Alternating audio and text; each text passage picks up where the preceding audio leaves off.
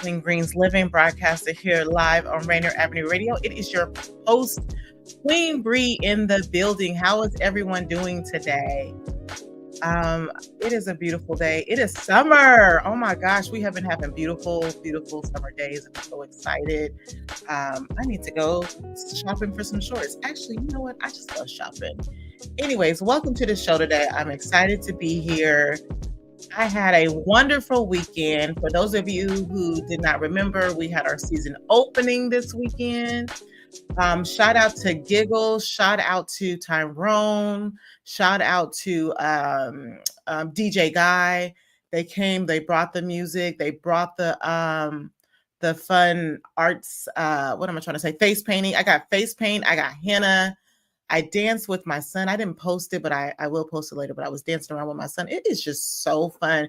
It is a great reminder to remain childlike in life. And I don't mean mentally, because sometimes you just got to grow up. Look at that face paint. She wanted to match it to my earrings. Those were so cute. Every time she comes, I get face paint. I don't care how old I get. I will always get face paint. You are never too old to get face paint. Live a little, have fun. As I was saying, mentally, be childlike. I mean, don't mentally be childlike, but be childlike. I feel like I got to put that disclaimer these days. I don't know. People lose their minds. And so I feel like you got to put an extra disclaimer. Have fun.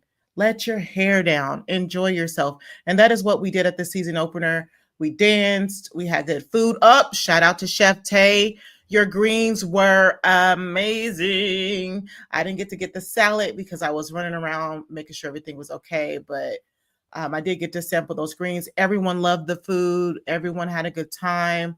We are now in season. So if you are in need of fresh organic produce, oh my God, I should have got it. You know what? I didn't have time. So I'm not going to shame myself. The produce was, shout out to Tom. The produce looks so good.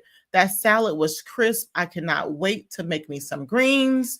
So we had our season opener. And this weekend was jam-packed with stuff. We had our season opener. I got to celebrate Daniel. Happy belated birthday to Daniel. He's behind the scenes. He invited me to his party. I feel like I am in an elite club now.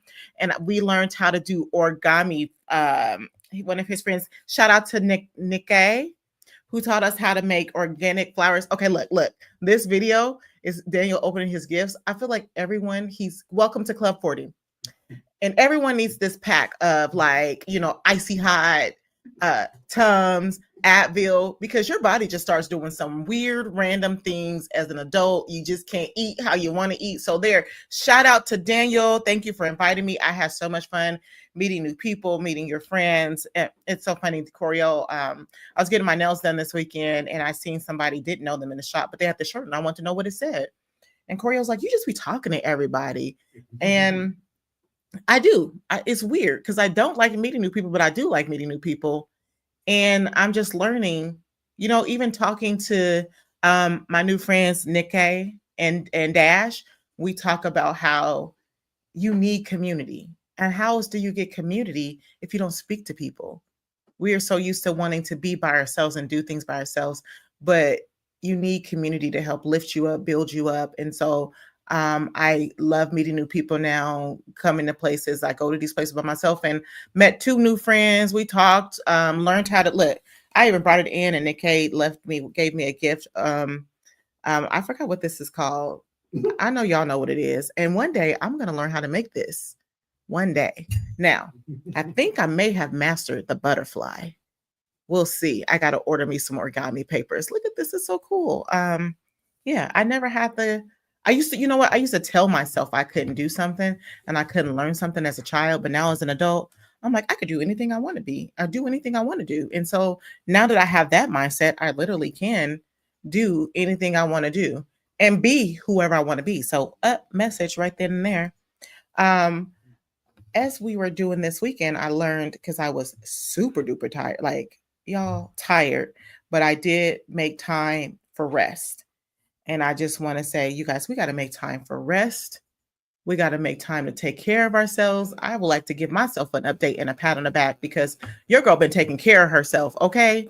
She has been to the doctor. She has been to the dentist. She is getting everything she needs to get done to make sure that she is healthy and okay and will be sticking around for as long as she possibly can. You know, thank you. Thank you. Yeah, pat on the back. So that's just my friendly reminder to let you know, to remind you, have you had your physical? Have you taken care of your teeth? Have you taken care of yourself? A lot of times we get so busy trying to swoop in and take care of everybody that we don't even take care of ourselves. I seen this post on social media where this lady passed away, right? She passed away and she had wrote a post like she's tired, she needs rest, and she never woke up from her nap. And people would say that's due to exhaustion, and the post was like, we don't know exactly what she died for, but we think it was exhaustion. Even if it wasn't exhaustion, she was so busy that she didn't get to take care of herself, that there could have been something underlining going on with her, and she missed it because she was working 7 days a week trying to do things, and we just can't afford to keep doing that. So please remember to take care of yourself. I had my grandmother, my favorite girl, she passed away, not taking care of herself, but taking care of community. And we have to understand that there is a way to show up for people, show up for our community, but also show up for ourselves, because you cannot pour from an empty cup. All right. So remember, you can't pour from an empty cup. So transitioning, guys. So it's been a whirlwind week. Like, I swear it was one of those things. If it ain't one thing, it's another. So over this past week, and I'm laughing already because I'm trying not to cry, but we had to lay to rest my little cousin Kitty this week, Nona. So I wanted to just shout out to Nona. Yes, Nona passed away this week. My cousin had to put her down. And yes, she is a cat. And yes, your girl cried because she was one of my favorite girls. But it made me, we were talking about grief. This is a conversation me and my cousin was talking about, and we thought it would be a good conversation to talk about grief because, Nona was a cat and we're processing what happened. One of my dogs attacked her, and then there was another underlining thing that happened to her. So just processing the attack and then processing what's going on with her, and not wanting her to feel pain anymore, and having to make that difficult decision, like support my cousin in making that difficult decision to put her cat down that she's had for 12 years. And what does grief look like? What does that look like for us? Like when we're mourning anything like a pet, a family member, or opportunities, or how we were raised, what does grief look like? And we were talking about it because we were like, oh my God, we're crying over a cat and she doesn't know how to process. And I'm like, that was your baby. That was your baby for 12 years. And I got dogs and I've only been a pet parent for a year. And I think I would be unconsolable if anything happened to my pet. I mean, they ran away one time and I was like, what, they don't even know his name. Like, oh my God, he's scared. Da, da, da, da, da. But what does grief look like for you? So for us, we were always taught to, our family is so weird. They're all like, if we die, you'll be okay. Just keep moving, and sometimes we have to stop and process. I think that's a lot of things that people don't understand in life, is to stop and process what you're going through. That is the proper way to get through grief. I've learned for years, if I don't stop and properly process what is happening to me, I hold on to that, and that feeling that is my driving force for everything. So me and my friend, we had a conversation years ago about something that happened between us. And I never stopped to process it, nor did I stop to talk to that friend about it. And it was my driving force for years of the decisions I was making, or not stopping to process it. You go in and then you just sit there, and then you don't want to do anything, and then you don't want to live life. So if you're listening, I guess the question today for me is, two questions. It's a two-parter. Like, what does death mean to you? And how do you process it? So, and when I say, what does death mean to you? Because a lot of times we look at death as something scary, something bad, something hard. But as I get older, I'm learning that death is a process of life, and that we all have an expiration date. And we all pray that it's not as tragic, but we all have an expiration date. And what does that look like? So for me, I feel like death looks like I need to live. If I'm not living, then what am I here for? Death, if from this life is a journey. And when people die, I'm learning not to look at it as the end of something, rather the beginning of a new journey for that person, the beginning of a new journey for me. And it's processing the memories that I had with that person, processing how I'm feeling in that. Like you're like a butterfly in a cocoon. You're processing the feelings, you're going through the emotions, you're acknowledging what that person meant for you, you're acknowledging the experience that that person gave you, the tools that person gave you, the love that person gave you, and you take that and you go, and the way to honor that person and to honor what they've done for you is to show that love in the streets. So for my grandmother, the way I honor her in her death, for years I have mourned her. I still sometimes have this ache in my heart that she's gone. Lord, if I bust out crying on here, Daniel, edit that out. We can't have these people knowing that I be crying. Oh. Yes, give me some of those every now and then so I can remember to bring it back. But the way I honor my grandmother is I do the work of what I do, live by example. She taught me how to love people, how to take care of people. She taught me how to dress. So my mom was like, I don't know where you came from. I came from Louise Jeffrey, who loved to dress, loved to get her nails done, she loved people. She loved to show up for people. But how I honor her is I remember I have to take care of myself in honor of her, because she came from a different era where women didn't get to take time for themselves and rest. She has 16 children. She was the pastor's wife. She was a community leader. Everyone looked to her she was the community mother. Everyone looked to her for support. So she didn't have time. She didn't understand or know that it is, and then she helped raise her siblings. So she didn't have the space that we have now to know to rest. So in honor of her, I make sure that I rest. I make sure that I talk about her. I make sure that I make her proud with the things she taught me. Deacon Janet said, it's our final rest. Make sure you're tired. Use your life. Yes, use your life. And I know people say, we'll sleep when we're dead.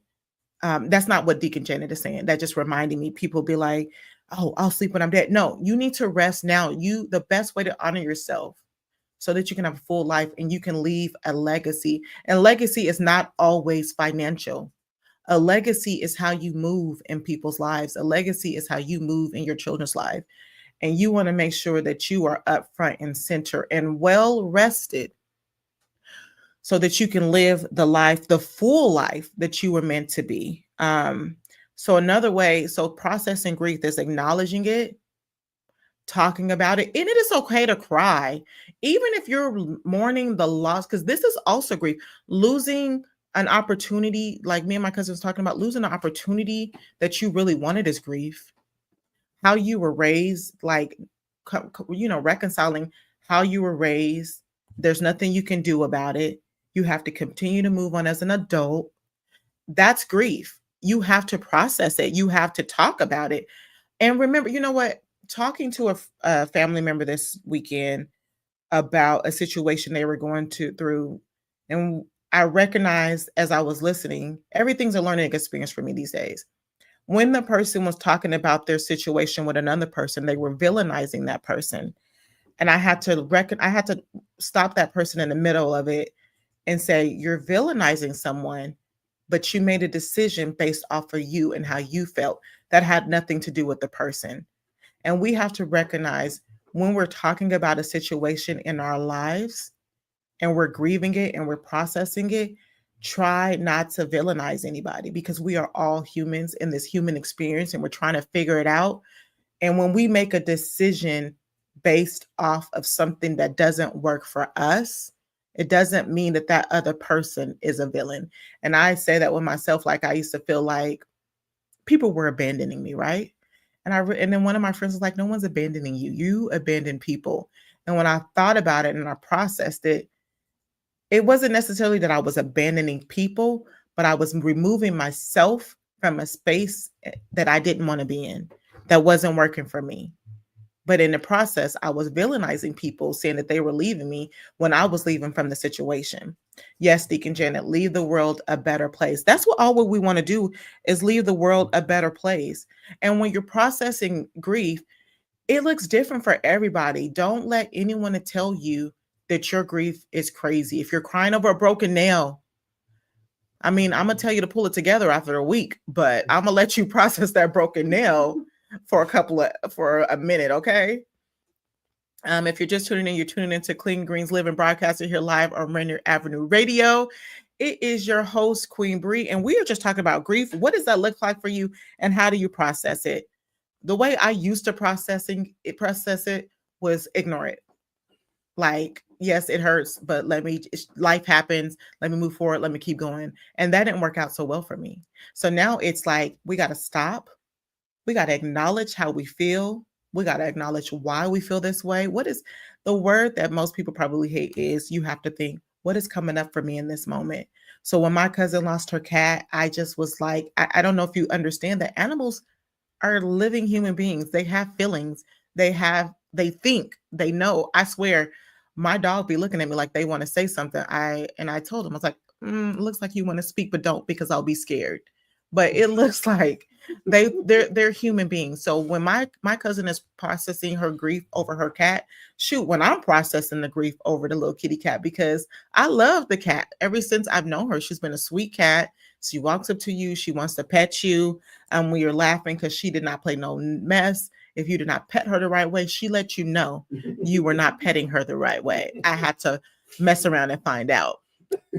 So shout out to Nona. It is very sad. And randomly, my cousin was laughing at me. She's like, we can't talk about it because somebody will bust out in tears.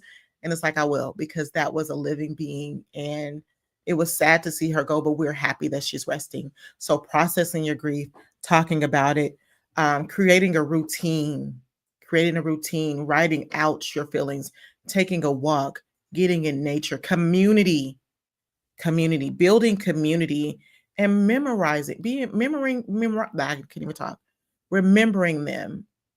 I like my grandparents. I have a picture of both my grandparents. May they rest in peace. That is at my desk. It's everywhere I go in my home. I honor my grandparents. I remember who they are, what they taught me. They were not perfect people, but they were perfect for me. They loved me, and love on people while they're around, and appreciate them, because life is so short, and in a blink of an eye, things can change. I remember being such a young little, oh my God, teenagers. I was one once. Anyways, I remember my grandfather used to give me these scratchy kisses on my cheeks, and I used to hate it. But now all I think about is like, man, I wish I could just have one last scratchy kiss on the cheek, one bear hug. Or me and my cousin, we used to rub his feet. This is when we were real younger. Rub his feet and rub his back and laugh, because our hands would be stinky after we rubbed his feet. He was a pastor, so he didn't have time to do all that. But we would just be little kids giggling like, ooh, his feet stink. But these are ways to honor death. Death is not a bad thing. It is something that helps you transition and grow through life. And people come and people go. And yes, the way that they die may not always be how we would think it should be, like dying in your sleep in your elder age. If someone tragically dies, we like to blame God, but that is not within God. Where there's good, there is evil. And sometimes evil things happen to good people and they pass away. And we can't get hung up on that. We got to get hung up on memorializing them and loving on them. Yes, we do get justice for them. We fight for them, but we can't get consumed in all that other stuff, which will stop us from living the life that we were called here to do. And then making sure that they are honored in their death and in their passing. What did they bring to life? What did you experience with them? Let's talk about it. Meet, connect with other people. There's groups of places where you can go and talk about your grief. There's therapy, there's coaching, there's family. We have to learn how to connect, speak, and stop. Like, one thing that my family does and I really dislike is, like, they want you to, like, they think they're like, if I die, you'll be fine. And it's like, first of all, I need time to process this. And that's okay. Like, you can't make somebody okay in the moment. You can't make anybody okay. All you could do is support them and let them grieve how they're supposed to grieve. I hope this is making sense to you. But as we process death and as we process the death of a cat, and then I have a friend who has lost her grandmother, and then she came home, and then she lost her father in law. As we process death, we have to make sure we don't get consumed in it because it is a part of life. We are all human beings. We are a being here. And I think this is a great reminder to live the life you have. Even if you're in the most craziest situations, you have to find the silver lining. And no one can make you do that but yourself. No one, even God gives you an opportunity and choice for you to choose. So he's not going to force you to get up out of there. He's not going to come grab you out of bed. You have to make that choice. But once you make that choice, he's there for you. Once you make that choice, you have a community of people that will show up for you and love on you. And another thing that I think when we talk about processing grief and supporting people in grief is learning to ask the person, how can I show up for you? That is not a bad thing. I've started asking people, how can I show up for you? Because as we go through this, like, there is a certain person within the situation as we go through this, as we process in our home how our dog attacked the cat, which sparked other things, which then we found out there was an underlining thing going on with the cat. We were processing all of this, and there's people in our inbox telling us their opinions, and they're not even asking us how we're handling things, what's going on, how can they support us, how can they show up for us. They're sending us things they think is well-meaning, which possibly could be, but at the end of the day, that's how you're showing up for someone for you, and you're not showing up for that person and how they need to be showed up for. So making sure when people are going through things, ask them, how can I show up for you? That's simple. I mean, as I get older, I'm recognizing that we don't really communicate with each other. We're so scared to ask things, and then we start projecting, then we start putting our own thing in it, and we're not even really helping the person. We're making things worse. So, processing grief, talking about it, not judging yourself or shaming yourself. I probably am going to say this a lot. You cannot shame anyone into changing. You cannot shame anyone into not grieving. You cannot shame anyone to do anything. This world is so consumed with control, and we cannot control anything. We can't even really, the only thing we can control is ourselves. And we can barely do that because we're so hard-headed. But when you sit and you take the time to process what's going on with you, you take your time to process the grief, you take your time to connect. And this word that we all hate, I no longer hate it anymore. I actually love it. Being vulnerable. Being vulnerable is going to get you healing a lot quicker than shoving things deep down, because then you start to tell yourself lies that are not there, that nobody cares, nobody showed up for you, nobody loved you. We can't show up for you if you're shutting down. We can't show up for you and help you if you're not telling us how to show up for you and help you. So, again, if you're listening in, how do you process grief, whether it be the loss of a family member, a pet, loss of an opportunity, or the loss of your youth? Sometimes we get so hung up on being like going backwards, like, why didn't I do this? I should have did this better. I should have did that. That's grief, guys. That's grief. And how do you process it? You can't shame yourself into change. You can't shame yourself into changing the past. You can't shame others into feeling bad for how they treated you or what they did. All we could do right now is process.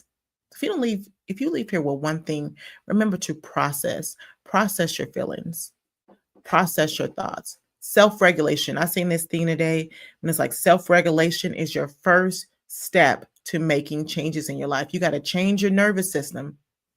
And changing your nervous system, you have to learn how to stop and process. And so as we continue on this week with grieving of the loss of our dear family member, Nona, She was not just a pet.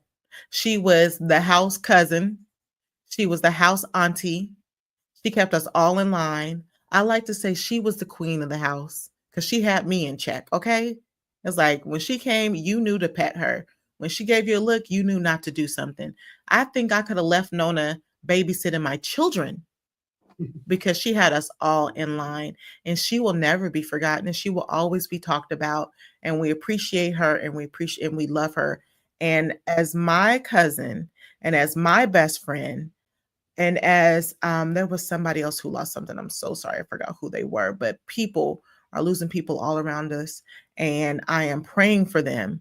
I am loving for them, and I'm trying to find a way to show up for them. And then also, when you're showing up for people, you can get consumed in grief as well. So make sure that you're checking in, not with them. Make sure you're checking with them with others. Don't put your stuff on them while they're grieving someone else. Show up for them, but make sure you're writing it out in a journal. Make sure you're walking it out. Make sure you get into therapy or something. But as we process grief in life, just know that it's okay. It doesn't look every person doesn't grieve the same.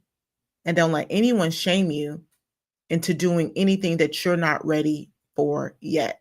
But also remember, you have to learn how to show up for yourself. You have to learn how to regulate your nervous system. And you have to know that you cannot sit in it. You could if you want to, but it's not going to be beneficial for you if you sit in it too long because you still have a life to live, a mark to live. All right. Well, that's it today for Clean Greens Living, broadcasting here live on Rainier Avenue Radio. It is your host, Queen Bree. Rest in peace, Nona.